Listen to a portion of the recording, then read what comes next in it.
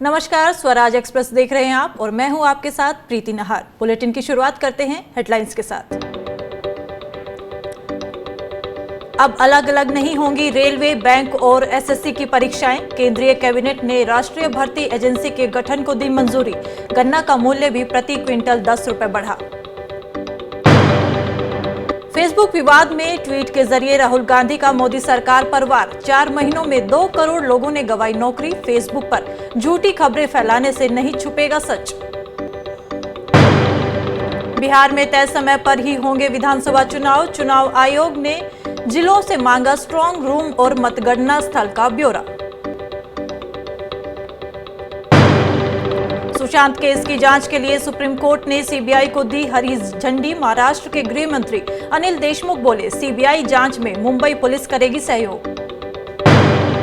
और राजस्थान में गुरुवार से मिलेगा सस्ता भोजन। गरीबों को सस्ता और पौष्टिक भोजन उपलब्ध कराए जाने पर जोर। राज्य भर में खुलेंगी 358 इंदिरा रसोइयां। प्रधानमंत्री नरेंद्र मोदी की अध्यक्षता में हुई केंद्रीय कैबिनेट की बैठक में कई बड़े फैसले लिए गए।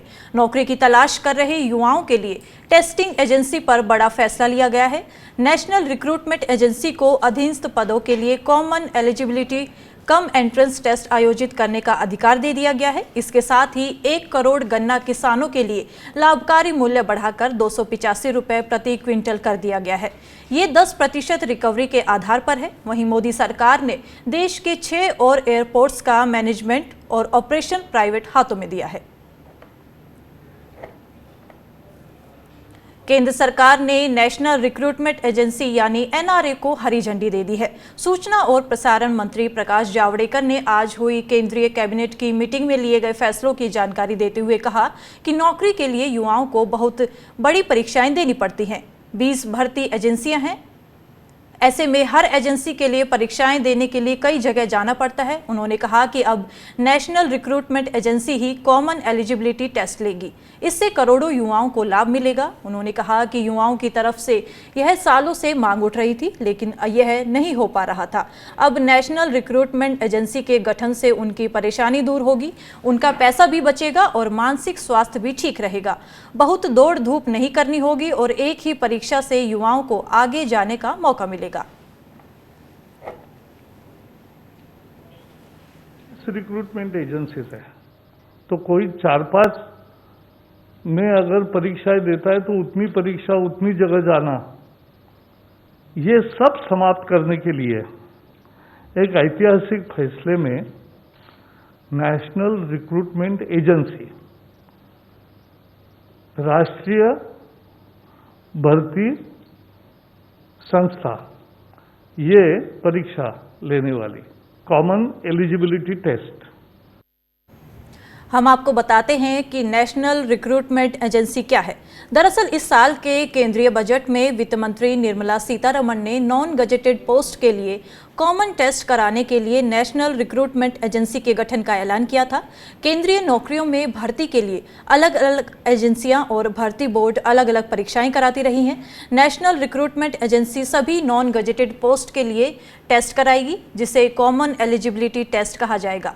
फिलहाल रेलवे भर्ती बोर्ड, स्टाफ सिलेक्शन कमीशन और IBPS यानी institute of banking personal selection की परीक्षाओं को नेशनल रिक्रूटमेंट एजेंसी के तहत लाया जाएगा। अभी केंद्रीय नौकरियों में भर्ती के लिए 20 से ज्यादा रिक्रूटमेंट एजेंसियां टेस्ट कराती हैं। आगे चलकर इन सभी एजेंसियों को भी नेशनल रिक्रूटमेंट एजेंसी के तहत लाया जाएगा। यह एजेंसी केंद्रीय नौकरियों में भर्ती के लिए 12 भाषाओं में कॉमन एलिजिबिलिटी टेस्ट कराएगी। बाद में और क्षेत्रीय भाषाओं को इसमें शामिल किया जाएगा। यह टेस्ट साल में एक बार होगा। आवेदकों की सुविधा के लिए हर जिले में टेस्ट सेंटर बनाए जाएंगे। कॉमन एलिजिबिलिटी टेस्ट में आया स्कोर 3 साल तक के लिए मान्य होगा। स्टूडेंट्स तय अधिकतम उम्र तक जितनी बार चाहे यह टेस्ट दे सकते हैं। उनमें उनके सर्वश्रेष्ठ स्कोर को माना जाएगा। स्कोर के आधार पर ही भर्तियां की जाएंगी।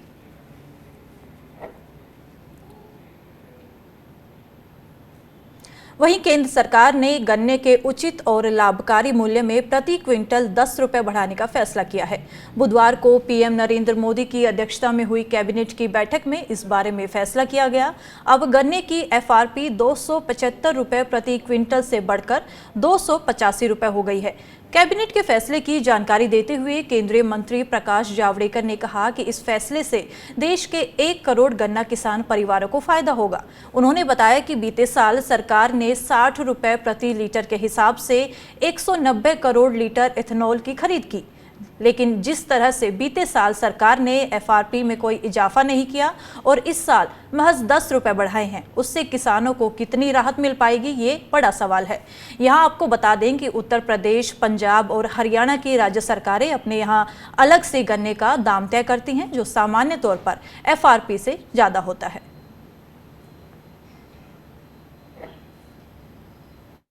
जो फेयर एंड रेम्यूनरेटिव प्राइसेस है, लाभकारी मूल्य बढ़ाकर दिया है। अब 285 रुपए पर क्विंटल यानी 2850 रुपए एक टन का दाम निश्चित हुआ है।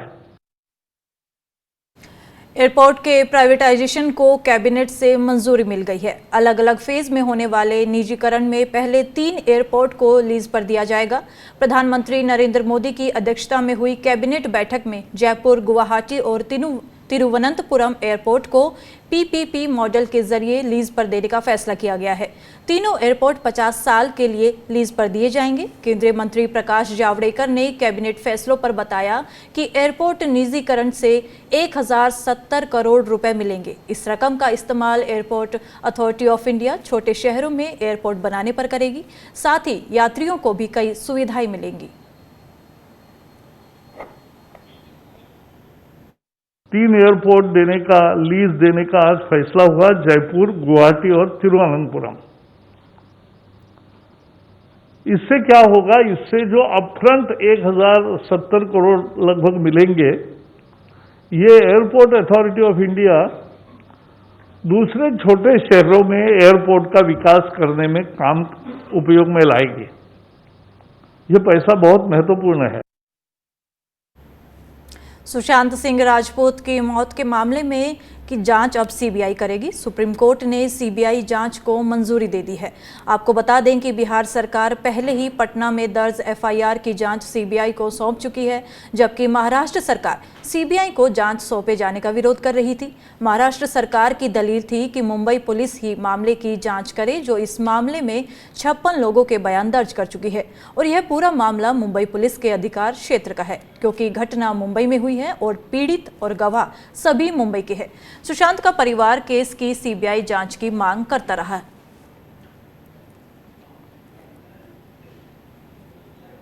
उधर सुप्रीम कोर्ट के फैसले पर सुशांत के पिता के वकील विकास सिंह ने भी प्रतिक्रिया दी।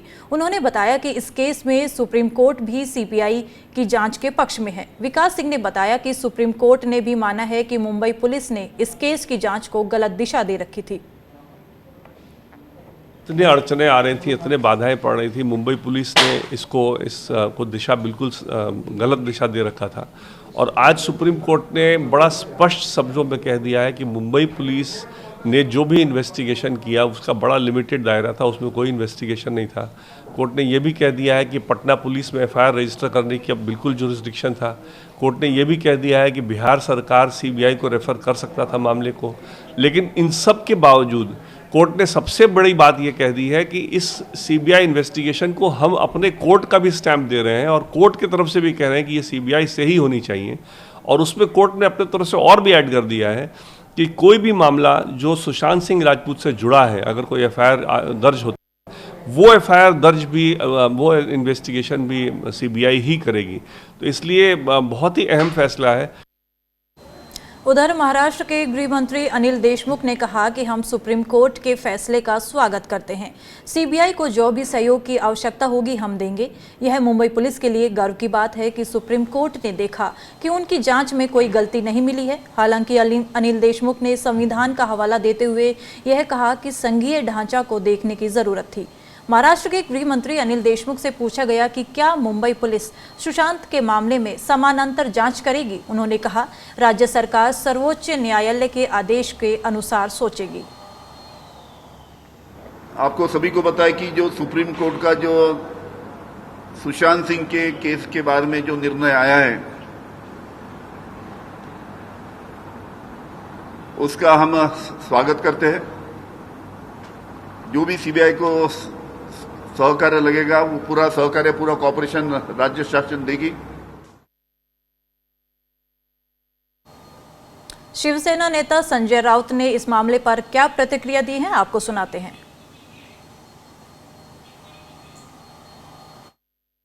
आप सुप्रीम कोर्ट ने फैसला सुनाया है, अब इस लीगल प्रोसीडिंग के बारे में जो व्यक्ति सरकार में नहीं है उसने मत व्यक्त करना ठीक नहीं है। जो कानून के जानकार सरकार में बैठे हैं, या मुंबई पुलिस के कमिश्नर हैं, या हमारे एडवोकेट जनरल साहब हैं, वो इसके ऊपर बात कर सकते हैं। केंद्र के दबाव में राज्य सरकार हार गई। देखिए, अब सर्वोच्च न्यायालय ने एक निर्णय दिया है, तब राजनीतिक बात करना उचित नहीं है।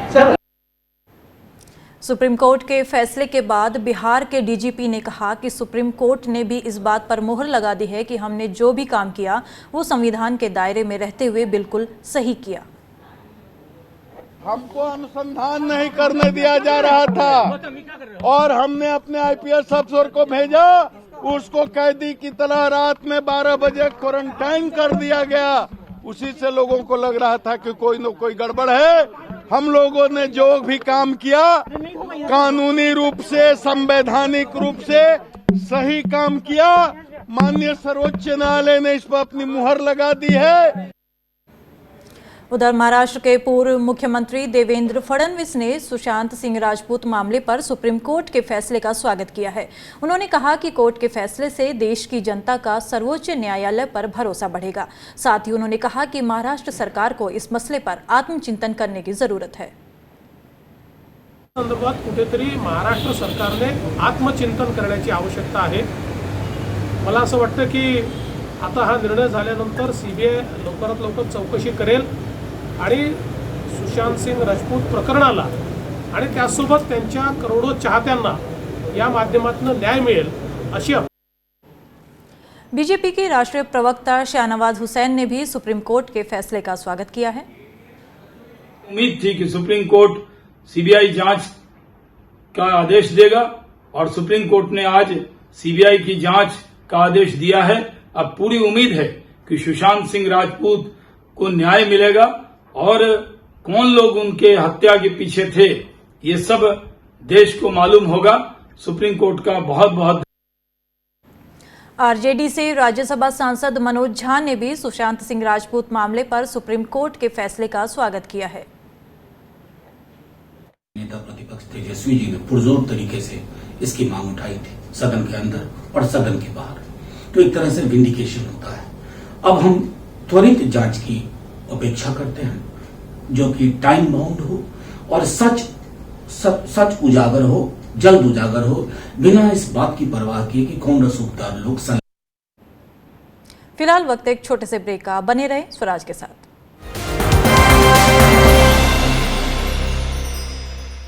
LPU's infrastructure is one of the largest in the country, from huge academic blocks to industry-sponsored labs, dedicated research blocks to a 6-story library, India's largest auditorium, everything is right in the campus. Think big, lovely professional university.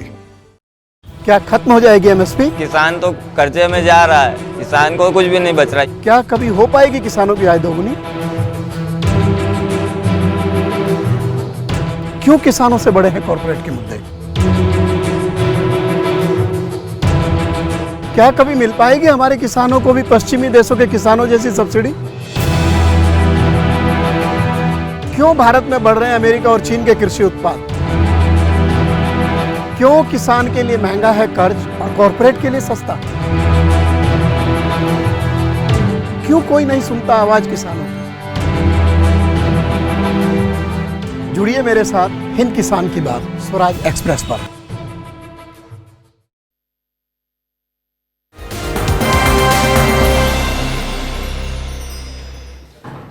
Break के बाद आप सभी का स्वागत है। गृह मंत्रालय ने आज बुधवार को जम्मू कश्मीर से केंद्रीय सुरक्षा बलों की 100 कंपनियों को तत्काल वापस बुलाने का फैसला लिया है। इन 100 कंपनियों में सीआरपीएफ की 40, बीएसएफ की 20, एसएसबी की 20 और सीआईएसएफ की 20 कंपनियां केंद्र शासित प्रदेश में तैनात थी। गृह मंत्रालय से जुड़े अधिकारियों ने बताया कि केंद्र ने शासित प्रदेश जम्मू कश्मीर से लगभग 10,000 अर्धसैनिक बलों के जवानों को तत्काल वापस बुलाने का आदेश दिया है। उन्होंने कहा कि गृह मंत्रालय ने सेंट्रल आर्म्ड पुलिस फोर्स की तैनाती की समीक्षा के बाद यह फैसला लिया। इस तरह से जम्मू कश्मीर से सेंट्रल आर्म्ड पुलिस फोर्स की तैनात 100 कंपनियों को तत्काल वापस बुलाने और उन्हें देश में अपने अपने उन निर्धारित स्थानों पर वापस जाने का आदेश दिया है, जहां से पिछले 5 अगस्त को जम्मू कश्मीर में अनुच्छेद 370 के खात्मे और विशेष राज्य का दर्जा खत्म करने के बाद सुरक्षा व्यवस्था बनाए रखने के लिए तैनात किया गया था। चुनाव आयोग ने बिहार विधानसभा चुनाव से पहले कोरोना संकट के बीच प्रचार, जनसभा के आयोजन और अन्य चुनावी गतिविधियों के लिए 3 दिनों में विस्तृत दिशा निर्देश तैयार करने को कहा है। चुनाव आयोग की दिल्ली में हुई बैठक में ये फैसला किया गया है। निर्देश के मुताबिक राज्य और केंद्र शासित प्रदेश चुनावी रैलियों में कोरोना से बचाव के लिए पूरक दिशा निर्देश तैयार करेंगे, जो राज्य और जिला स्तर के लिए होंगे। आपको बता दें कि बिहार में इसी साल विधानसभा चुनाव होने हैं।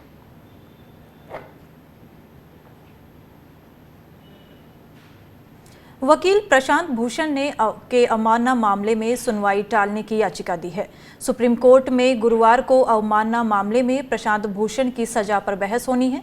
प्रशांत भूषण ने याचिका में कहा कि खुद को दोषी ठहराने के फैसले पर पुनर्विचार याचिका दाखिल करना चाहता हूं, उससे पहले सजा तय न की जाए। हम आपको बता दें कि वर्तमान और पूर्व चीफ जस्टिस पर विवादित ट्वीट के मामले में प्रशांत भूषण को सुप्रीम कोर्ट ने अवमानना का दोषी माना है।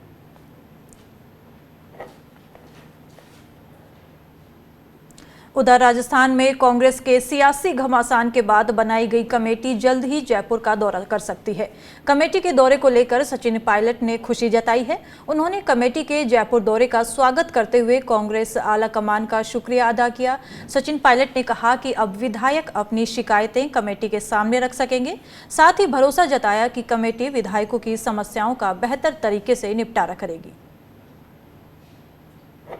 बहुत जल्द हमारी जो एक मांग थी उस पर कार्रवाई करी है और कमेटी का गठन हुआ है। एआईसीसी की 3 सदस्य की कमेटी है और वो अपने आप चर्चा कर निर्णय करेंगे कि कैसे उनको काम करना है। मेरी मुलाकात हुई थी महासचिव अजय माकन जी से दिल्ली में और उनसे मेरी अच्छी चर्चा हुई प्रदेश की स्थिति के बारे में और कमेटी अपना काम करेगी। जो हमें कहना सुनना है मैं समझता हूँ पार्टी के प्लेटफॉर्म पर उस कमेटी के माध्यम तक आला कमान तक बात पहुँचाएंगे और उसके बाद जो रोड मैप उन्होंने तैयार किया है उस पर जल्दी कार्रवाई कराएंगे। सब समन्वय से काम होना चाहिए। कांग्रेस पार्टी की अध्यक्षा, हमारे प्रभारी इंचार्ज, कमेटी के सदस्य सब लोग चर्चा करेंगे कि कहां पर किसको कहां इस्तेमाल करना है। ये अंतिम निर्णय पार्टी का होता है कि कौन सत्ता में काम करे, कौन संगठन में काम। मुख्यमंत्री अशोक गहलोत का संकल्प कोई भी भूखा ना सोए गुरुवार से साकार रूप लेने जा रहा है। गुरुवार से राजस्थान में इंदिरा रसोई योजना का शुभारंभ होगा। मुख्यमंत्री अशोक गहलोत गुरुवार को अपने आवास से वीडियो कॉन्फ्रेंसिंग के जरिए जयपुर की मुहाना मंडी में बने इंदिरा रसोई का उद्घाटन करेंगे। इस योजना के तहत प्रदेश के सभी 213 नगर निकायों में 358 रसोइयां खोली जाएंगी। रसोई स्थल पर सम्मान पूर्वक बैठकर खाने की व्यवस्था भी की जाएगी, जहां पर 8 रुपए में शुद्ध, ताजा और पौष्टिक भोजन उपलब्ध कराया जाएगा। इस रसोइयों का संचालन निजी संस्थाएं करेंगी, जिनके मॉनिटरिंग जिला कलेक्टर करेंगे। सरकार इस योजना पर हर साल 100 करोड़ रुपए खर्च करेगी। जयपुर के दोनों नगर निगमों में कुल 20 इंदिरा रसोई खोली जाएंगी।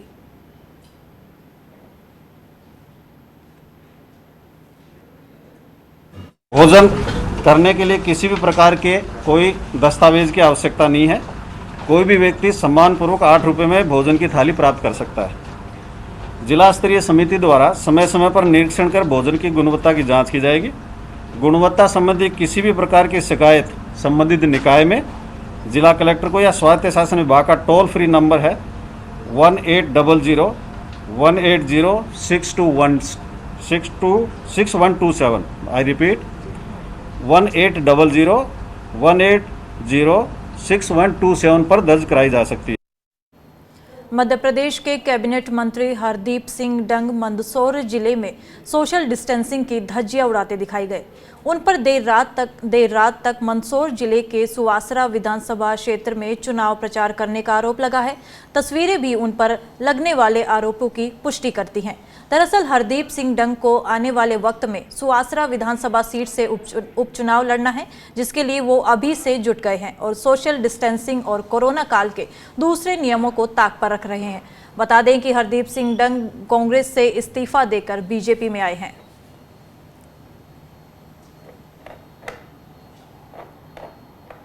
माननीय प्रधानमंत्री जी ने और शिवराज सिंह जी चौहान साहब ने जो कंट्रोल करा है, इससे कुछ स्थिति समझिए और आम नागरिक का भी फर्ज बनता है इस पे उसको सहयोग करें। और वर्तमान चुनाव का टाइम है, हम भी अपील करते हैं, पर उत्साह के कारण कहीं ना कहीं कुछ उत्साहित पब्लिक होती है, तो फिर भी हम सब मिलकर इस पर कंट्रोल करें, यही अपील करना चाहता हूँ। फिलहाल वक्त एक छोटे से ब्रेक का, फौरन हाजिर होते हैं।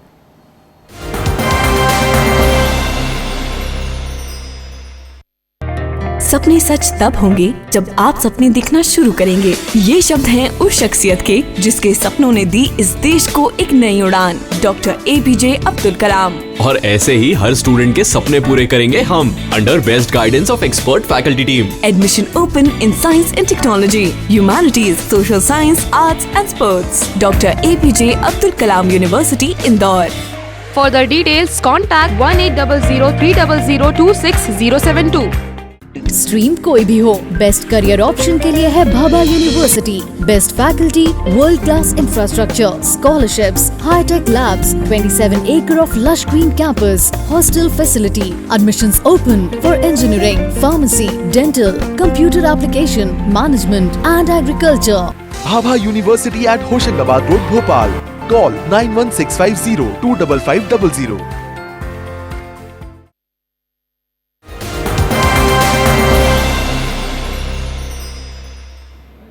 ब्रेक के बाद आप सभी का स्वागत है। छत्तीसगढ़ के कृषि मंत्री रविंद्र चौबे ने लॉकडाउन और बाजारों को फुल टाइम खोलने को लेकर बड़ा ऐलान किया है। उच्च स्तरीय बैठक में चौबे ने कहा कि अब छत्तीसगढ़ में लॉकडाउन नहीं लगाया जाएगा, बाजारों को भी फुल टाइम खोलने पर विचार किया जा रहा है। उन्होंने कहा कि कोरोना वायरस रोकने को लेकर नई गाइडलाइन तैयार की जाएगी। लॉकडाउन नहीं बढ़ाया जाएगा और बल्कि आवश्यकता होगी तो उसको और रियायत दिया जाएगा। दुकान खोलने के वक्त में को भी विस्तार किया जाएगा। हम कोई व्यावसायिक गतिविधियों को रोकने के पक्ष में नहीं है।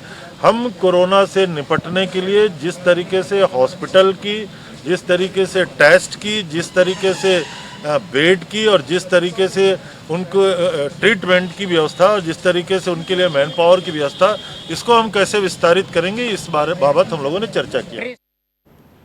बीजेपी के वरिष्ठ विधायक बृजमोहन अग्रवाल इस बात से दुखी हैं कि स्काई वॉक कमेटी में उनका नाम नहीं रखा गया।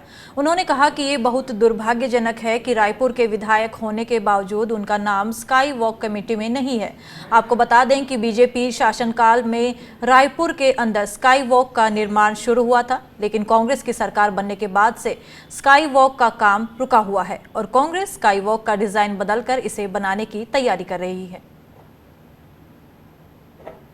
निश्चित रूप से ये दुर्भाग्यजनक है कि मैं भी रायपुर का विधायक हूँ, स्काई वॉक की कमेटी में मुझे नहीं रखा गया है और ना ही मुझसे कोई सुझाव मांगा गया है। फिर भी मैंने सुझाव दिया है कि क्योंकि जनता के पैसों से स्काई वॉक बना है, इसलिए इस स्काई वॉक को पूरा करके और उसके अल्टरनेट उपयोग के बारे में, जैसे उसके ऊपर में हम छोटी छोटी दुकानें जो हमारे फुटपाथ पर लगती हैं, ऐसी दुकानें हम परमानेंट बनाकर और उससे पैसा वसूल कर उसका मेंटेनेंस कर सकते हैं। छत्तीसगढ़ के कवर्धा में बीच चौराहे पर दो गुटों में जमकर बवाल हुआ। बताया जा रहा है कि दो बाइक सवार युवकों में किसी बात को लेकर विवाद हो गया। बात इतनी बढ़ी कि दोनों ओर से कई युवक मौके पर पहुंच गए और उनके बीच मारपीट होने लगी। इस बीच एक गुट ने बंदूक निकाल ली और फायरिंग शुरू कर दी।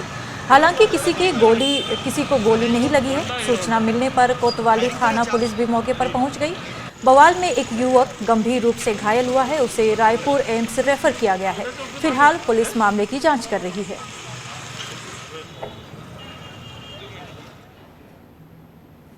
भारतीय युवा कांग्रेस ने हैदराबाद में फेसबुक इंडिया के दफ्तर के बाहर जोरदार प्रदर्शन किया। युवा कांग्रेस की मांग है कि बीजेपी की एजेंट अंकी दास को तुरंत बर्खास्त किया जाए और बीजेपी फेसबुक के अनैतिक गठबंधन की जांच हो।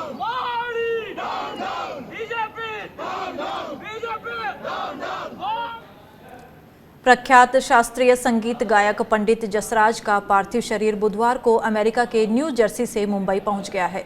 संगीत के मेवाती घराने से ताल्लुक रखने वाले पंडित जसराज का हृदय गति रुक जाने से अमेरिका के न्यू जर्सी स्थित उनके आवास पर सोमवार को निधन हो गया था। वे 90 वर्ष के थे। पंडित जसराज का अंतिम संस्कार गुरुवार को मुंबई में ही किया जाएगा। कोरोना वायरस महामारी की वजह से जब भारत में लॉकडाउन की घोषणा की गई थी तब वह अमेरिका में थे। उन्होंने वहीं रुकने का फैसला किया। परिवार के मीडिया समन्वयक प्रतिम शर्मा ने बताया कि पंडित जसराज के पार्थिव शरीर को गुरुवार को वर्सोवा स्थित उनके आवास पर अंतिम दर्शन के लिए रखा जाएगा। उन्होंने बताया कि अंतिम संस्कार विले पार्ले के पवन हंस शमशान भूमि पर किया जाएगा। उन्होंने बताया कि शास्त्रीय गायक का अंतिम संस्कार राजकीय सम्मान से किया जाएगा और 21 तोपों की सलामी दी जाएगी। पंडित जसराज के परिवार में पत्नी मधुरा, बेटा सारंग देव पंडित और बेटी दुर्गा जसराज हैं। पुत्र और पुत्री दोनों संगीतकार हैं।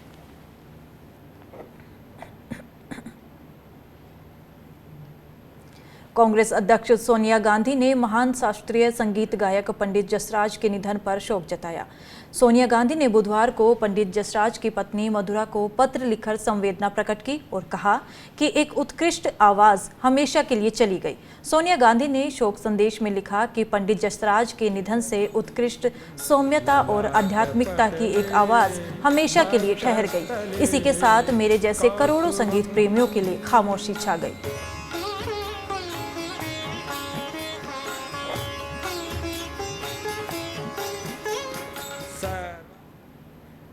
फिलहाल इस बुलेटिन में इतना ही। आप देश और दुनिया की तमाम खबरें देखने के लिए बने रहें स्वराज के साथ। नमस्कार।